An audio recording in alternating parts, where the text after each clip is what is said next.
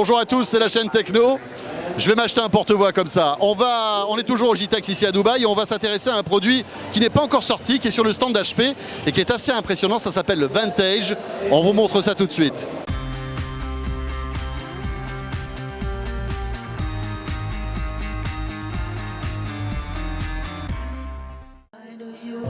Avec Orange Innovation TV, la Web TV qui simplifie la vie numérique.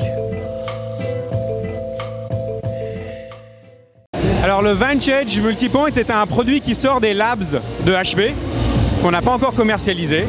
Et en fait, il s'agit d'une dalle avec plusieurs écrans qui a des touchpoints, c'est-à-dire que c'est un écran tactile qui est utilisable en particulier pour tout ce qui est affichage numérique.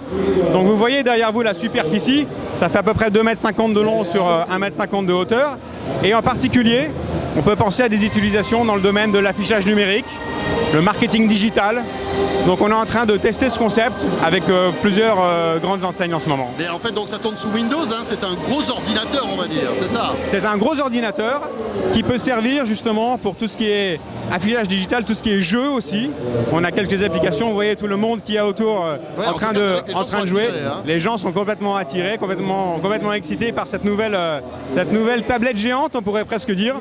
Et Alors parce qu'on on a vu des démos, on peut jouer même avec si on veut.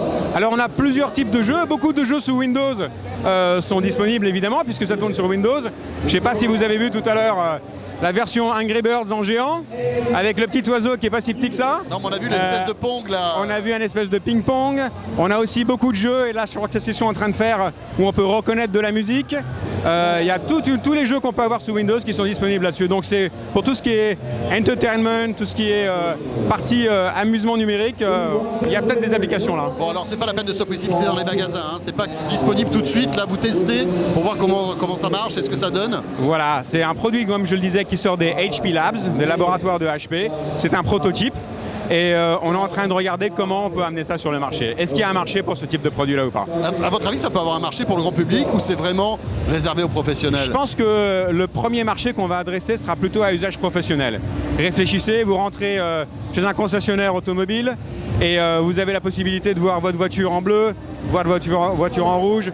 Oui. Avec un simple touch, vous changez l'intérieur du cuir noir, du cuir blanc, du cuir beige. Vous avez la possibilité de voir un peu, de vous projeter un petit peu dans l'avenir. Et je pense que les premières utilisations vont plutôt être dans la partie professionnelle. Maintenant, au fur et à mesure que la technologie va se développer, ça peut être la prochaine génération de consoles de jeux à échelle beaucoup plus grande. Ah ouais. Alors est-ce qu'on a, Antoine, une idée du prix de ce genre d'appareil? Non, il n'y a pas de prix puisque, comme je vous le disais, c'est un prototype. Donc ça sort de nos laboratoires et on est en train de regarder à quelle utilisation on va consacrer ce produit. Pour le moment, je ne pourrais vraiment pas vous mentionner de prix. Alors bon, on l'a testé un petit peu ici, c'est vrai que c'est très amusant. On prend goût à ce genre d'appareil. Alors ce qui est intéressant, c'est que ça tourne encore sous Windows 7, hein, c'est ça? C'est correct. Et on peut imaginer que sous Windows 8, on aura encore plus d'usages qui pourront arriver. Donc on va suivre ça de près, on vous tiendra au courant bien sûr. On se retrouve très vite sur la chaîne Techno, à demain.